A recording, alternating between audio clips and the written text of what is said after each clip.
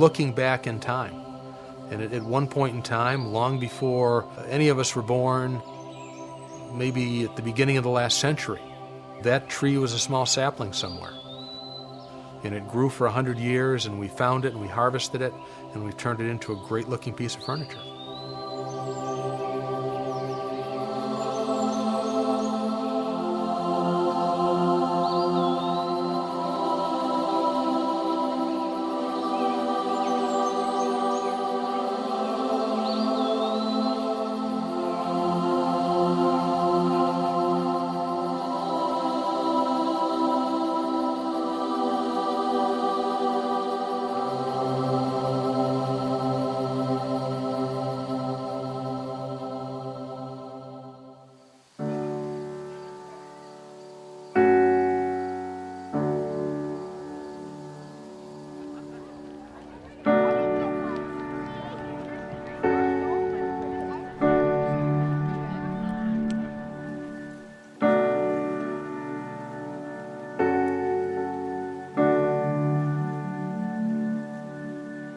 Harden was founded in this part of the world in 1844. We'll be 170 years old next year.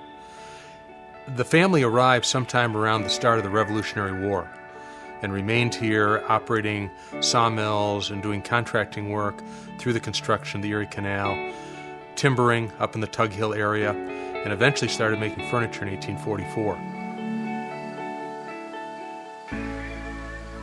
I'm the fifth generation of Harden to run the business.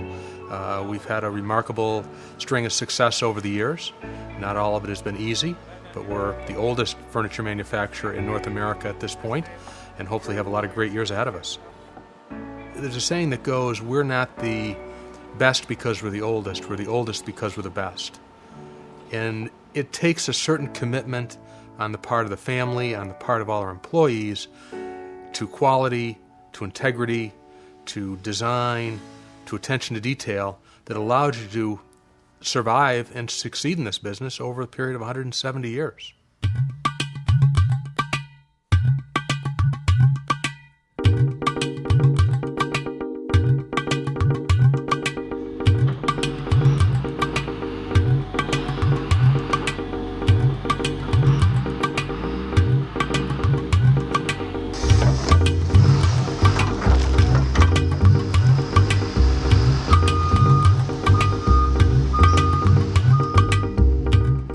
We use only premium hardwoods, primarily cherry, some black walnut, some maple, some curly maple, and primarily it comes from a very small radius of this factory, within 50 miles. We have the opportunity to be very selective in the materials we use. Things like black cherry are fairly specific to the northeastern part of the United States. For black cherry to be the kind of quality that we need, it needs to be trees that have grown slower, meaning a colder climate, like we have in upstate New York. It means a certain age tree. It means a certain way of processing that. And fortunately, we run them through our own sawmill, so we control that process from the start to the finish.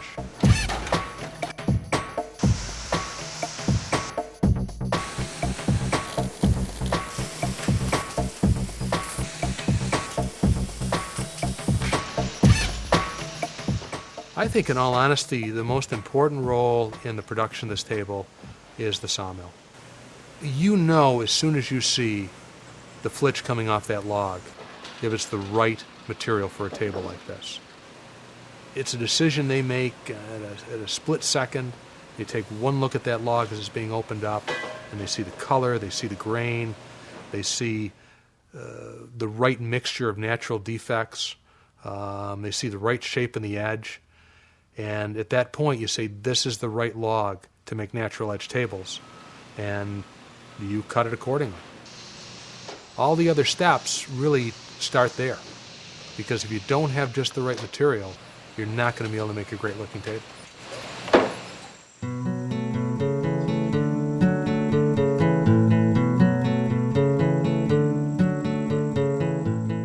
There comes a point after it's been dried, we'll have a lot of inventory of lumber, and we pull all of that lumber and it's scattered all over an area in the back part of the wood shop. And we're looking for certain boards. Yeah, this one's a good board.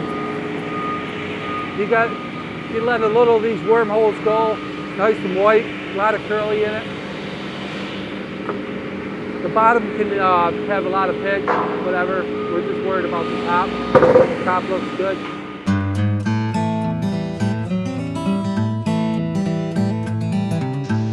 And it's a little bit like putting a puzzle together. It's not consistent. There's going to be variety. There's going to be some characteristic in every part of that table. I like these knots, how they kind of run down through this particular board.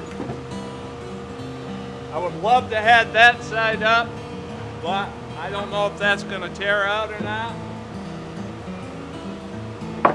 When this gets planed up and then hand planed, a lot of this character is it'll jump right out. Absolutely, imperfection is beautiful in these tables. If it were perfect, if everything aligned beautifully and perfectly, they wouldn't have the same kind of character. It is the mineral marks, it is the big swirls in the grain. It's a little bit of the history of the tree. That might have been something that happened to that tree in 1945 or 1950. Somebody at one point cut an 8-inch limb off that tree to make that trunk look a little bit cleaner. And here 40 or 50 years later, it's part of your table. What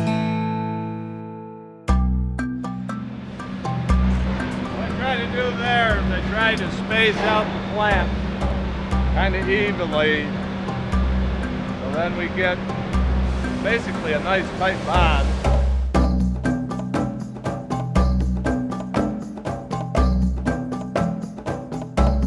All we do right now is just kind of draw it up. I'll have to use the big air hammer to make sure everything's pushed in tight. This can be a little loud sometimes.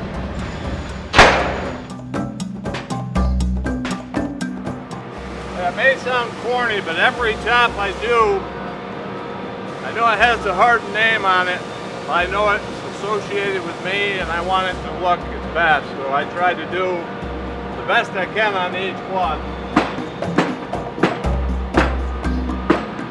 Each of these tables has its own, there's no two tables the same. I can make a cherry conference table and they'll all look the same.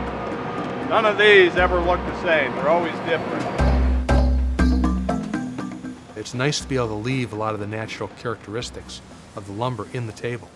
Too many products today they're plain vanilla or they're plain chocolate.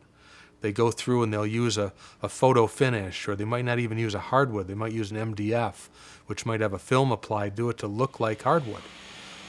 This is the real thing. These are real trees. These are real boards. These things have tremendous beauty. You know, they've also got their own natural characteristics. But the end, if we put them together properly, is a great combination. Very stable from a construction standpoint, but absolutely spectacular from a characteristic standpoint.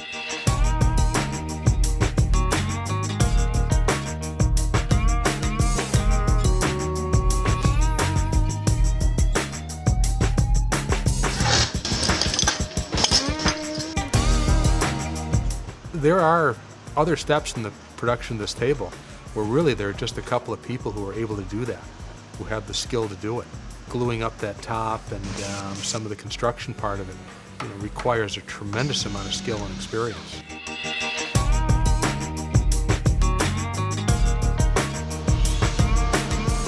Hand planing that thing that's a tough chore. When we talk about hand planing, we actually mean an old block plane, a plane that you might have seen your grandfather using back in the days when planes were used instead of modern electrical equipment. While there are just a handful of people who have the skill and the experience to make these tables, there's also technology involved as well. When I mentioned earlier that we route into the bottom of the table to install channel iron, we're using a very sophisticated router to do that. It's a $250,000 piece of equipment.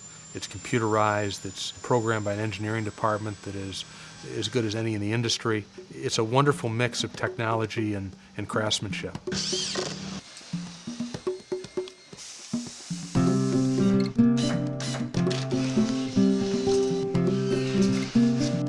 It is a small team that builds these tables. It might be 15 or 20 people from the start. And they're the folks who have got the most experience here. They're the ones who really understand what this needs to look like when it ends up in someone's home. I guess I might think of it as this table arrives in a consumer's home. There might be 20 hardened craftsmen standing there next to it because they're the ones who've created it.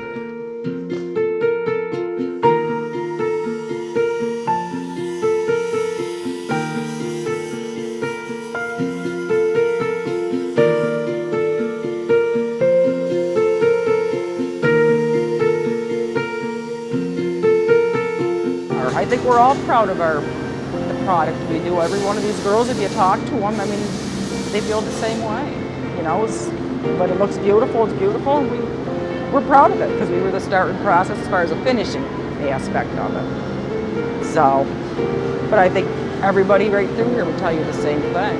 You know, the girls over in rubbing, when they get done rubbing it and it's the final, they're proud of it. It's just beautiful. So. It's not, no different for me than it is for everybody else. We all feel the same.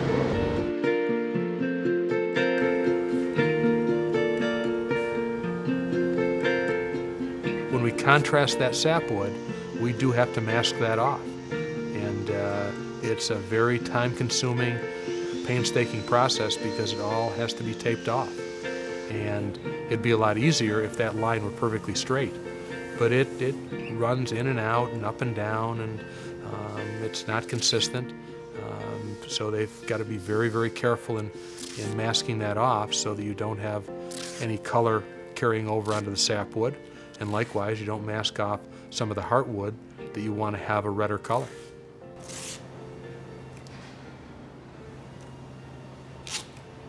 We've seen a little bit of how it's built, and at this point in the finishing operation, it's been hand planed, it's been sanded, it's been masked, and we've done the NGR, the non-grain raising stain portion on the interior part of the table.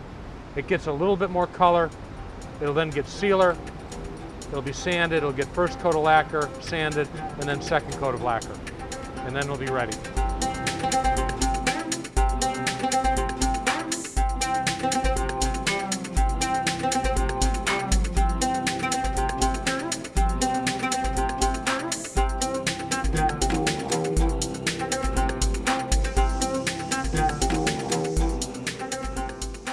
These are not easy tables to finish. We offer 40 or 50 different finishes. It can be distressed, it can be hand planed. There are a lot of different options with finishing. It's a very labor-intensive process.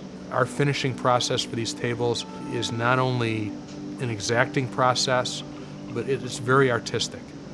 It takes a tremendous amount of skill to know exactly how to finish this table, how to bring out grain characteristic, in some cases how to hide color variation, in some cases how to accentuate color variation.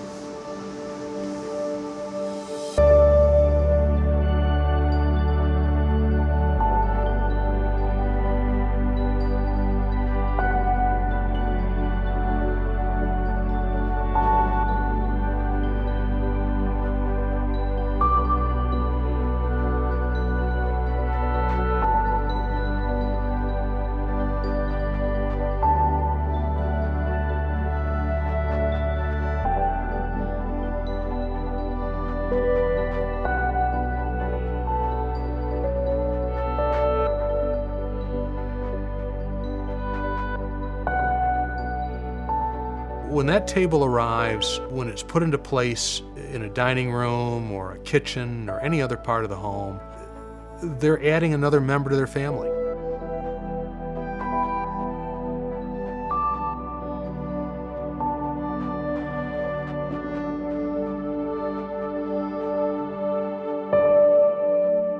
They're bringing a piece of Harden in, and that's going to be a part of their family. It's just not another product. It's not like the car in the garage. It's not like a lawnmower. It's not like a mattress. It's unique.